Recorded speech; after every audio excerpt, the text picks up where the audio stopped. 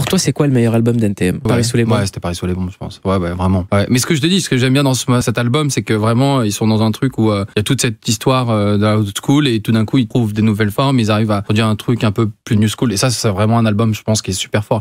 Avec des gros beats, tu vois. Moi, à l'époque, j'étais vachement en train d'écouter Wu-Tang.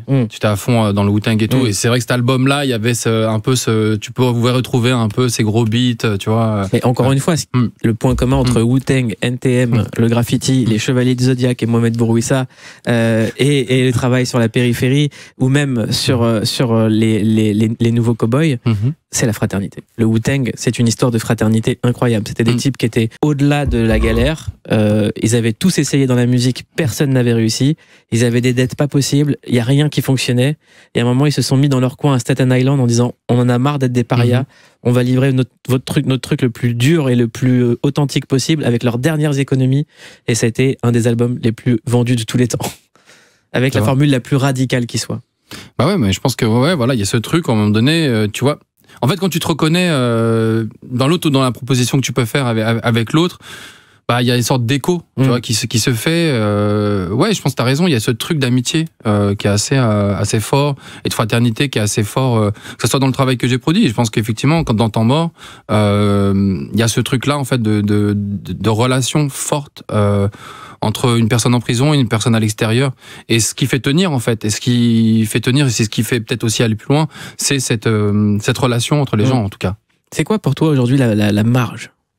Bah, disons que moi je me suis vachement posé la question de ce que ça voulait dire, parce qu'on m'a souvent, enfin on le dit souvent, c'est que je travaille à la marge de la société, où les gens sont à la marge, et effectivement, c'est un moyen un peu facile de décrire, de pouvoir donner une sorte de cadre. Mais c'est vrai que moi, je considère pas que les gens sont complètement en marge. En fait, ils sont en marge en fonction de là où tu regardes. Mais en réalité, il n'y a pas vraiment de marge. Ils font partie complètement.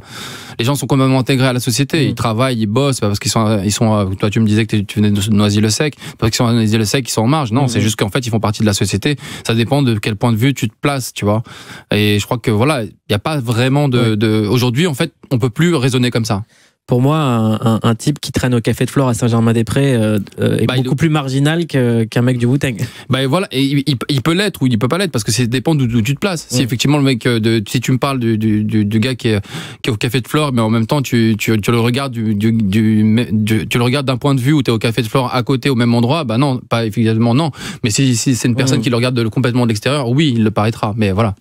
J'aimerais qu'on écoute un extrait d'un entretien qu'on a avec Kamel Menour, qui est le galeriste avec lequel tu travailles, qui parle justement de l'art contemporain. Pour rester dans la réalité, au vernissage, j'emmène ma mère. Ma mère ne sait pas écrire le français, mais ça lui permet d'avoir une vraie proximité avec le monde, le vrai monde. Et donc ensuite, quand on mange le couscous avec les enfants et ma femme, on parle de ça, de ce qu'elle a vu, ce qu'elle n'a pas compris, et voilà. Et ça permet en fait de dématérialiser les choses et de les rendre presque accessibles et digestibles. Mohamed Bourouissa, quand on entend Kamel Menour dire ça, en fait, on voit que les barrières, elles n'existent que dans nos têtes. Ah, moi, je suis d'accord, les barrières, elles sont dans nos têtes. Mais c'est pas, elles sont dans nos têtes, mais en même temps, elles sont pas si faciles à briser. À briser, ouais. Tu vois, c'est pas si simple que ça, tu vois. Je pense qu'il y a de la pédagogie, tu vois, ça demande aussi pas mal de pédagogie. Par exemple, moi, je voulais te parler d'un projet là, donc je t'ai parlé un petit peu. C'était le projet de court-métrage que j'ai fait à Gennevilliers avec Mehdi Haned.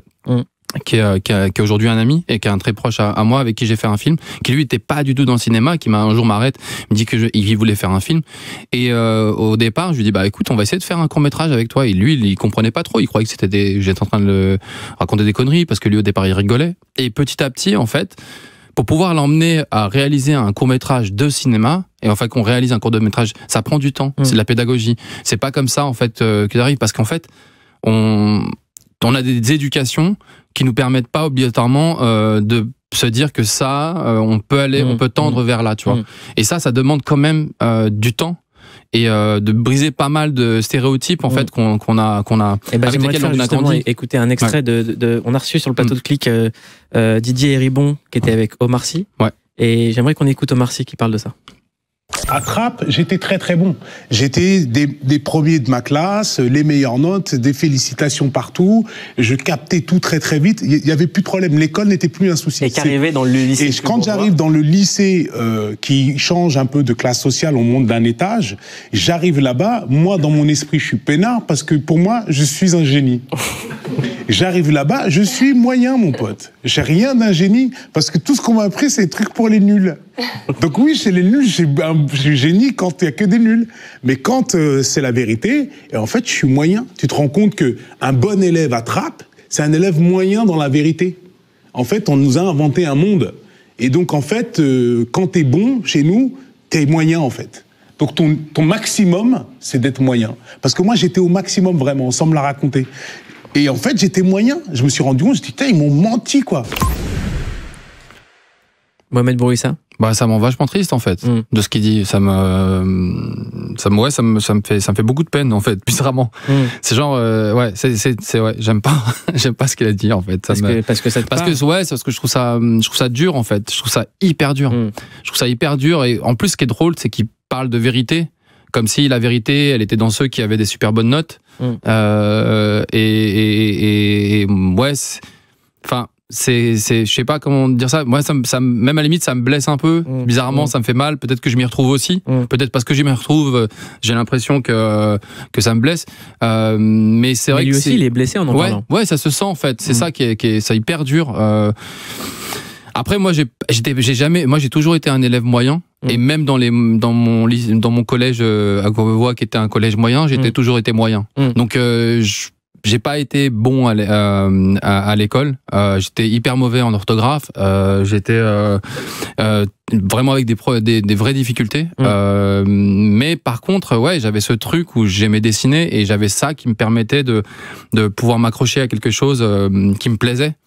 Et c'était pas l'école en soi qui moi m'a donné envie. Après, bizarrement, c'est très bizarre, mais j'en ai fait beaucoup des études, donc c'est assez drôle. Mais je pense qu'il y a aussi ce truc de se faire confiance en fait, qu'on n'a pas en fait. PNL avec La misère est si belle, on en parlait avec Mohamed Bourouissa, notre invité dans Verveine Underground. Quand Ademo rentre avec cette phrase « Je suis triste comme d'hab », c'est violent. Bon, en fait, je crois ce morceau, il est hyper, enfin moi il me plaît beaucoup parce qu'à la fois il est très mélancolique, très triste et c'est un concert super triste et en même temps très cynique parce que quand même dire la misère est si belle, c'est comme un aveu de dire que effectivement ce qui vend et ce qui va marcher, c'est en fait la misère des autres et qu'on aime regarder la misère des autres. Et je trouve qu'à la fois il est hyper beau parce que c'est un truc dont tu te sens très proche, mais en même temps tu sens qu'il y a un truc un peu pervers là-dedans où les gens aiment voir par exemple la souffrance ou la misère ou la violence, tu vois. C'est un truc un peu étrange là-dedans, moi voilà, c'est pour ça que je pense que c'est un morceau qui est hyper fort pour ça. Quelle est la correspondance qu'on peut trouver entre ce morceau et ton œuvre, Mohamed Bourouissa? Entre PNL et Mohamed Bourouissa? On peut aller...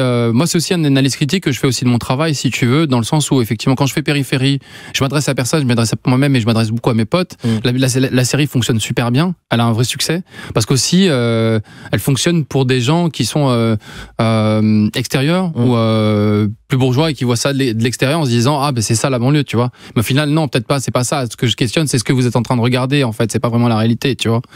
Et je pense qu'il y a ce truc où il y a une sorte de fascination aussi autour par exemple de la banlieue, et d'autant plus aujourd'hui en fait, si on pousse, il y a ce truc là un peu qui est quand même assez présent.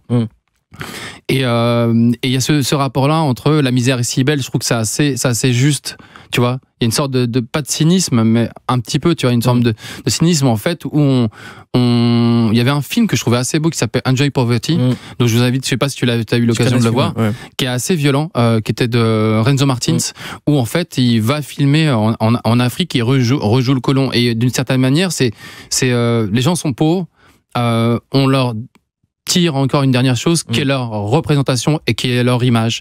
Quand je fais Périphérie, je travaille là-dessus, je travaille sur une représentation et tout de suite je me pose la question de qu'est-ce qui est la réalité, qu'est-ce qui est fort là-dedans. Bah en fait, c'est effectivement, j'en reviens à ce que tu disais tout à l'heure, c'est l'amitié, c'est les relations, les images dont on peut exister, pourquoi elles sont fortes, c'est parce qu'au final, bah, il y avait des gens qui étaient derrière, des gens qui sont incarnés, et Temps Mort aussi par exemple, et des projets que j'ai développés par la suite, en fait, servaient à montrer ça, cette relation, parce qu'au final, c'est les images produites, c'est une chose, elles ont une esthétique, mais ce qui compte en fait, c'est ce qui se passe avec les gens qui fait la production d'une œuvre.